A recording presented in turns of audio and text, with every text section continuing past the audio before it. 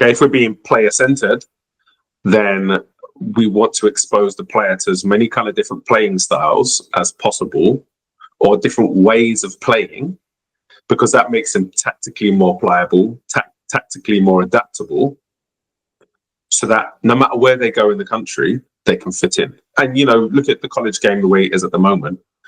They might be recruited specifically to play in a certain style to a college, and it could be the college of their dreams.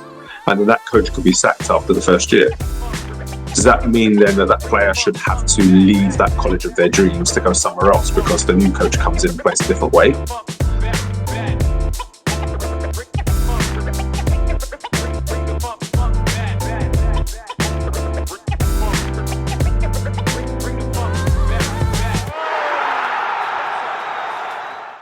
Today's conversation, we are going to talk about should the players fit the system, or should the system fit the players? And I'll give you some background as to why I want to talk about this. I've just finished writing my book about principle-based teaching and using small-sided games to teach the principles of the game. And I've started writing something about 4-3-3 formation. And one of the things that I've been kind of looking into is this, you know, I guess the modern way of playing the 4-3-3, which is your positional play kind of method, that they're kind of Pep way.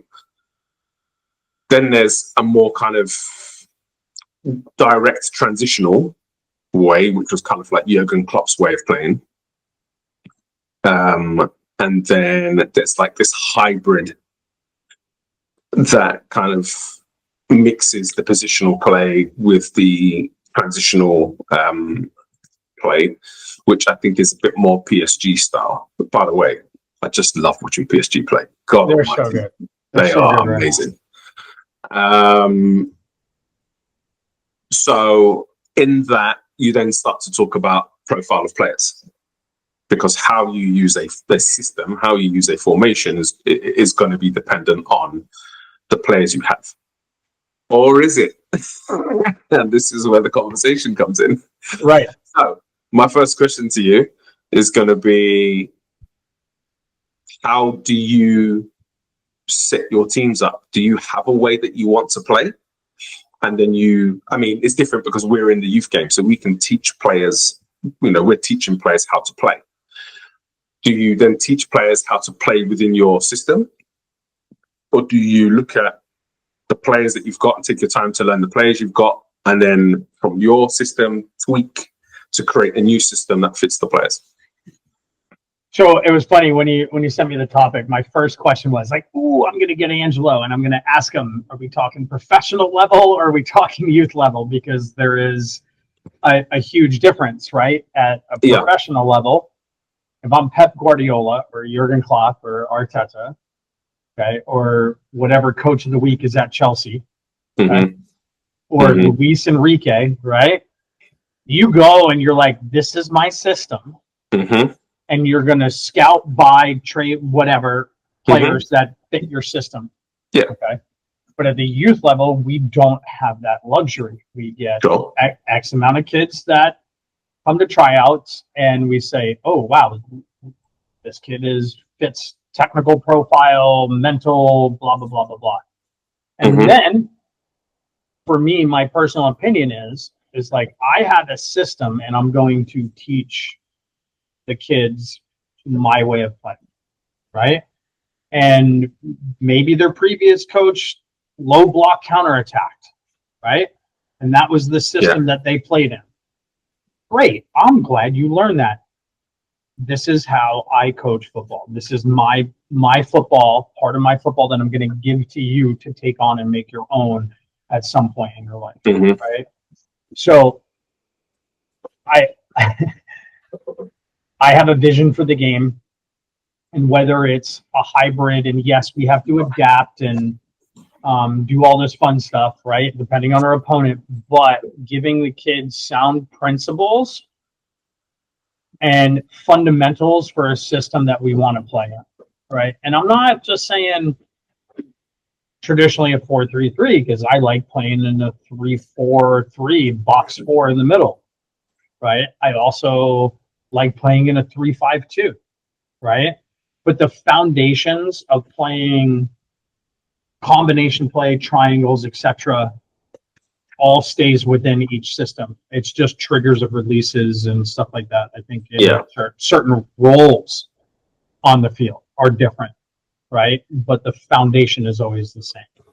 Yeah, I mean, I agree. I don't like the idea of formation. In fact, you know, I've had people ask me, "Oh, so what formation are we playing this season?" It's like this conversation again. God, you know.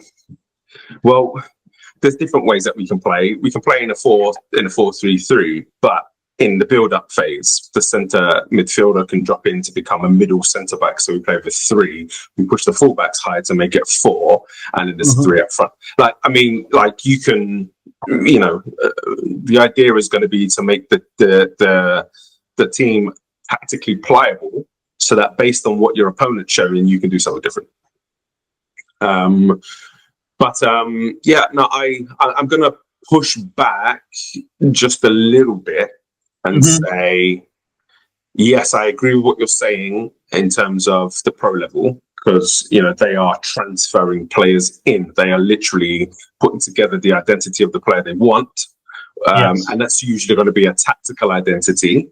They'll then go away and they'll do their research to make sure physically the attributes are right, technically the attributes are right, and then socially and, you know, mentality, and they'll look at all of those things to form a complete picture of what the player is. And if the player suits, then they will bring that player in. I mean, you know, that's very different to the way we do it.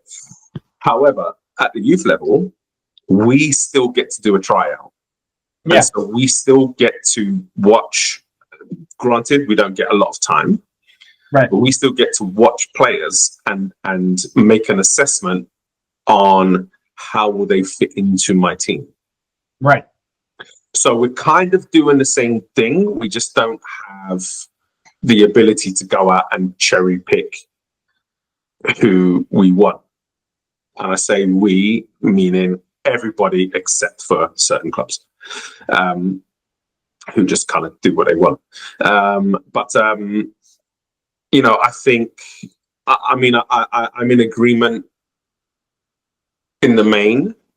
I do think we get to kind of look at a player and go, oh, you know what? I like your attributes. So you would fit in that in this position, or that kind of thing. But yeah, I'll hand back to you, because you've spoken about the pro level. So let's go into the youth level. Your thoughts on the youth level? Yeah, it's interesting. So I want to use my older girls as an example. I've been with them for so long, right? And you know, even when they were like U15, right? So that was I mean, I had top ballers, and it was before, you know, 6, 7 of them went on to other ECNL clubs, right? And so if a new player came in, it was like, oh, okay, so you look at their technical ability, and then I started asking myself, how can we fit them in, right? What position do they play?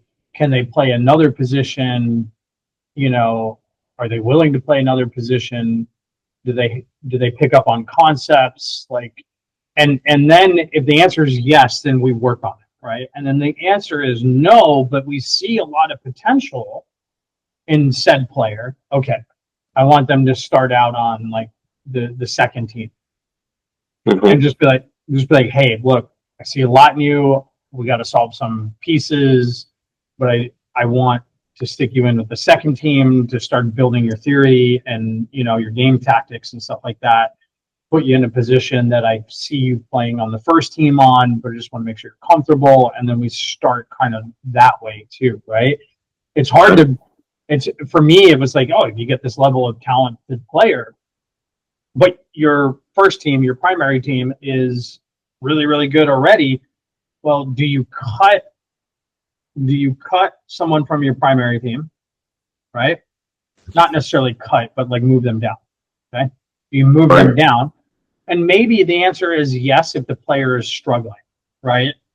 Not getting a lot of minutes, struggling to keep game pace. Yes, but if nobody's on that struggle, do you really cut someone who has chemistry, understands what you're trying to do, etc., and the new player's not like they're better, but not like drastic, right? So we as coaches got to solve that problem. Now, is there room on your roster? Yes or no? Okay, so the answer is yes. It's pretty easy. Build them in slow, blah, blah, blah. The answer is no, then I think, a player like that's not going to accept anything but the first team, right? Yeah. And so now, like for me, like, but if they're younger and it's more long term, like if they're older, it becomes problematic because they're like, well, I'm trying to go play in college and I got like 2 years to figure this out. Like, so it becomes problematic. But if they're at like U11, U12, U13, maybe U14, like there's still plenty of time. Like, hey, spend a year training, getting the concepts, etc. But I still go back to that, like, as a youth coach, I'm trying to teach them this part of the game. And when they get passed on, that new coach is going to teach them a different way, right? So you and I talk a lot about football, and we agree on a lot. Like, you know what I mean? Like, I love the way your teams play, admire it, love it, learn from it. Yeah, and vice versa. Yeah. Right. And so, but you're still going to teach them that something different, nuances in the system of how you want to play out of the back versus how I want to play out of the back, right? And that is up to the coaches to take these players and be like, you're fitting my system. You should, this is what I want to teach you. My job is to teach you to be more successful when you're going off to college or whatever the case. So I don't know. I mean, that's a vague answer, I think, from my end, but I just feel pretty general about it. I'm gonna nail you down. Don't worry. Yeah. No, you're good. So, how do you take? Let's say you've got an established roster of 16 players. Okay? Yeah. And great, there's 16 all top class players, and you've spent 2 years fundamentally teaching them tactics of what to do, when to do in your system of play. Okay, and all of a sudden you get this new player in that's like, hey, I'm good, but I play different than you guys. What do you do with that player? Well, I'm just gonna come back to your point really quickly and ask you a question, and then we'll come back to this. So let's say you've got your squad of 18, no room on the squad. Okay. In fact, you know what? Let's go a squad of 20. So there really is no room on the squad. Really and you go into your tryouts, and your starting 6 plays all the minutes because they're the only 6 that you've got. Okay. Let's say that your belief on a 6 is you want to play through the 6. So ball security is important, but you also want a 6 who can receive the ball under pressure, who can turn out of pressure and play. But the 6 you've worked with for 2 years, they're not good at receiving the ball under pressure and turning out of play, but they're good at receiving under pressure and having a quick combination to create some space for themselves where they can then go forward. Do you understand what I'm saying? Yep. All of a sudden, you see this new player who now you think you can just give them the ball and they can use their body to shield, turn out of pressure, and that helps you develop your possession and your attack quicker. Is there a point where you say, oh, this fits my idea of how I want the team to play better, so I'm going to take this player? Or do you stick with, I've been working with this player, they don't quite do it the way I want to do it, but it still has an impact. Might be a little bit slower, but still has an impact. So I'm going to stick with what I know.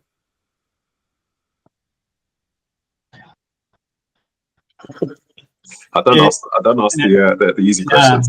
This is good because I mean, I assume I'm coaching an elite team, right? Highly competitive. Yeah. Your team. Yeah.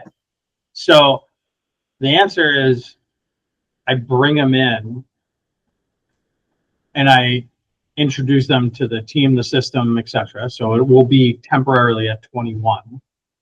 Okay. And then the current 6, they're both going to have benefits to me. Mm-hmm. So if I wanted to stay with a single 6 on the pitch, I would take the current 6 and say, okay, look, we've been talking about this for a couple of years. This, like, you do a great job at this, and this, but this is the area I need you to improve. I want you to work on it. Game time may be a little bit less. You can pick up more minutes with the second team, right? Mm-hmm. Okay. The other option is if both do bring very good benefits, why not adapt my system to a dual 6? Okay. Right? And both provide really good strengths. And now I just make tweaks with, my 10, my 2s and 3s and my 7s and 11s, right? Okay. Like, if so I'm what going to you're be saying is you create the system to fit the players. Yeah, there I do. Yes. And so this is yes. Yeah. So this is what I'm trying to get at. Yeah. Right. Okay. Yeah. And because, like, I don't want to, like, I'm not the type of coach to punish a player because 2 players are different, and maybe player B, which is the second player to come into the system, Mm-hmm. does something better than player A, but player A still has a lot to offer, as you were saying. It's just maybe a little, like, slower. So why punish player A for moments on the field that player B does better? Right? Just moments. Sure. Okay. And yeah, I think in that, I mean, as long as my game theory tactics stay the same, that's what's important to me, right? Mm-hmm. And yeah, you adapt the system to fit the players' strengths too, right? Mm-hmm. So I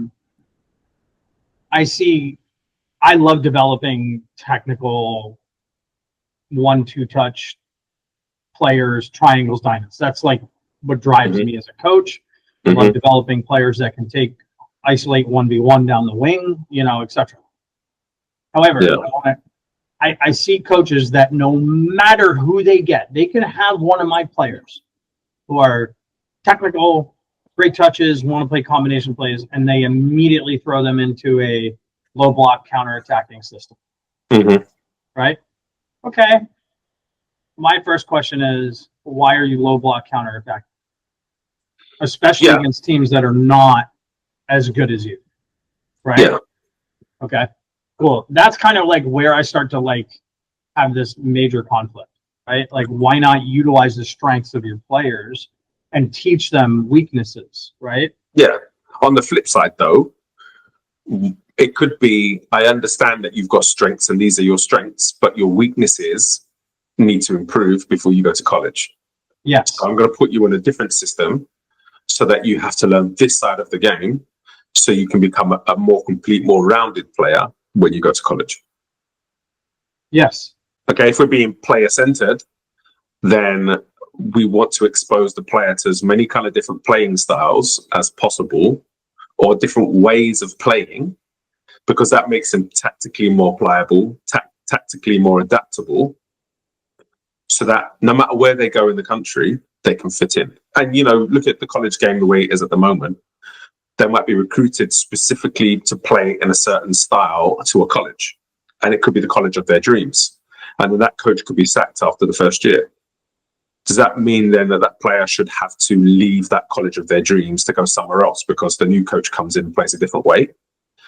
Or do we want to develop the players where they understand the concepts and can be not so much a chameleon, because You still want to have an area of expertise, something that you do extremely well. Right. But we want them to be able to adapt and understand and be effective, in different systems of play, which is, I guess, a different, while also similar conversation. So yeah, it's. I mean, I agree with what you're saying, and I do 100% agree. Like, you're looking at a player and you're going, but she's so good on the ball. Like, yeah, the team's objective right now should be to try to get the player to get the ball to this player in this space, because this is where they really kind of excel. Yeah. And so, yeah, I mean, obviously team dynamics are, one of the most complicated things in the world, in that I've got this player, I want to get the ball to her in that space because 1v1, she'd kill her fullback, but my midfield isn't quite where it needs to be to get the ball to her. So then we have to change the way we play. She's going to have to drop a little bit deeper and pick the ball up and see then if she can combine into that space, but she's got to be a part of that build-up process. Yeah. Or, things kind of change and that kind of thing. So yeah, I'm